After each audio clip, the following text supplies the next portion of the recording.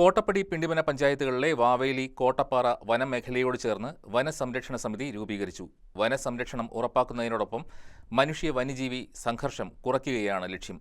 യോഗത്തിൽ സമിതിയുടെ ഭാരവാഹികളെയും തിരഞ്ഞെടുത്തു. കോട്ടപ്പടി പിണ്ടിമന ഗ്രാമപഞ്ചായത്തുകളിലെ വാവേലി കോട്ടപ്പാറ വനമേഖലയോട് ചേർന്ന വനാതിർത്തി പ്രദേശങ്ങളെ ഉൾപ്പെടുത്തി പുതിയ വനസംരക്ഷണ സമിതി രൂപീകരിച്ചു.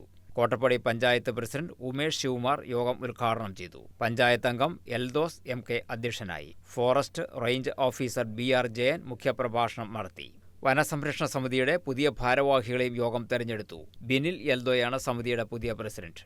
ഷാൻഡി എൽദോസ് വൈസ് പ്രസിഡന്റാണ്. അനു സന്തോഷ്, സുകന്യ ജയൻ, സന്തോഷ് അയ്യപ്പൻ തുടങ്ങിയവർ ഉൾപ്പെട്ട കമ്മിറ്റിയും തെരഞ്ഞെടുത്തു. യോഗത്തിൽ കോതമംഗലം ബ്ലോക്ക് പഞ്ചായത്ത് അംഗം സി.എം. ബേബി, പിണ്ടിമന ഗ്രാമപഞ്ചായത്ത് അംഗങ്ങളായ Prince V John, Biju P Nair, Kottappady panchayat അംഗം ഷിജി ചന്ദ്രൻ, വനവികസന ഏജൻസി കോർഡിനേറ്റർ സതീഷ് ചന്ദ്രൻ, വനം വകുപ്പ് ഉദ്യോഗസ്ഥർ തുടങ്ങിയവർ പങ്കെടുത്തു. വനത്തിൻ്റെയും വന്യജീവികളുടെയും സംരക്ഷണം ശക്തിപ്പെടുത്തുക, കാട്ടുതീ, അനധികൃത വനവിഭവശേഖരണം എന്നിവ തടയുക, മനുഷ്യ വന്യജീവി സംഘർഷം ലഘൂകരിക്കുക എന്നിവയാണ് സംഘടനയുടെ ചുമതലകൾ. News desk KCV news.